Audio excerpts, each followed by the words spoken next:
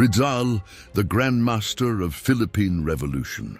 Imagine a high-stakes chess match, but only one player sees the entire board. That's essentially the dynamic between Jose Rizal and Andres Bonifacio during the Philippine Revolution. While Bonifacio and his fellow heroes were focused on immediate tactical plays, Rizal was envisioning a long game, a strategy for true and lasting victory. It was a clash of styles. Bonifacio's daring tactics versus Rizal's visionary strategy. To truly grasp this difference, let's look at the game they both knew well: the Philippine Revolution tactics versus strategy. A lesson in the Philippine Revolution. In chess, tactics are often described as forcing moves, brilliant sequences that lead to an immediate advantage, like winning a piece or even delivering a swift checkmate. They thrive on exploiting an opponent's blunders or oversights, creating situations where their moves are practically forced. Strategy, on the other hand, is about the long haul. It's the careful, deliberate planning designed to achieve broader, long-term objectives. A good strategy requires a deep understanding of the entire position, allowing a player to craft a more effective and efficient path to victory, even if it means sacrificing immediate gains. Rizal, the master strategist, understood this distinction perfectly. Rizal's refusals, a strategic stand.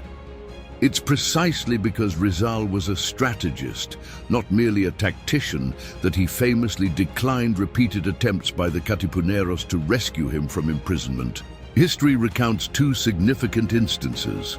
The first occurred during Rizal's exile in Dapitan, July 17, 1892, July 31, 1896. Despite the Spanish government's suspicions of his involvement in the rebellion, Rizal voluntarily accepted his exile. While there, Dr. Pio Valenzuela bravely informed Rizal of a Katipunero plot to spirit him away to Japan. Yet even with Valenzuela's earnest pleas, Rizal firmly refused. He was content in Dapitan with Josephine Bracken and, crucially, unwilling to break his word to the Spanish authorities.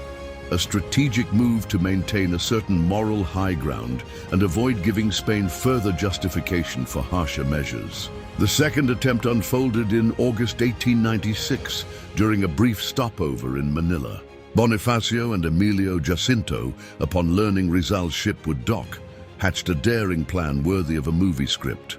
Disguised as sailors of the Caridad, they infiltrated the Castilla, the cruiser where Rizal was a passenger. Jacinto himself met Rizal on deck, revealing the Katipuneros' audacious rescue mission. Again, Rizal declined. Despite the valiant efforts of Bonifacio, Jacinto, and their comrades, Rizal steadfastly refused to escape.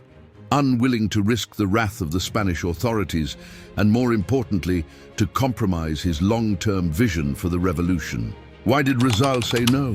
The strategist's mindset. Why would Rizal turn down such golden opportunities for freedom?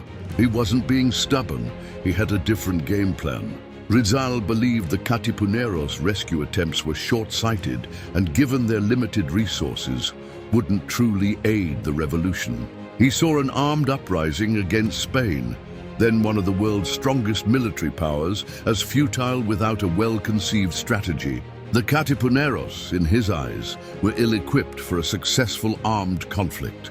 As a seasoned chess player, Rizal knew that against an opponent with overwhelming material advantage, like Spain, a strong, effective strategic plan is absolutely essential for victory.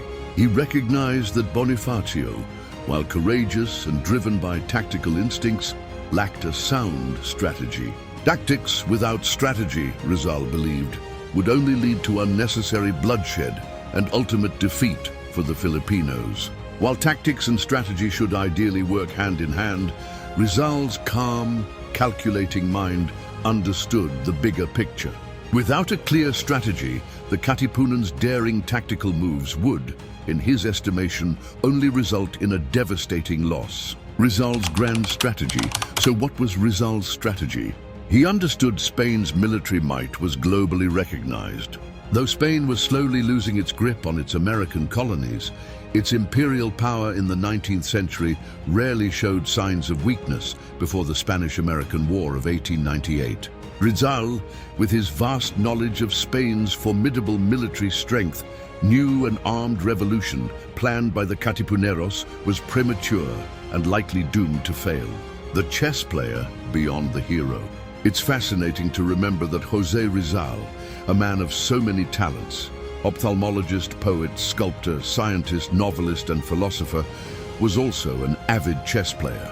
Historical accounts even suggest he played against the Guardia Civil during his travels.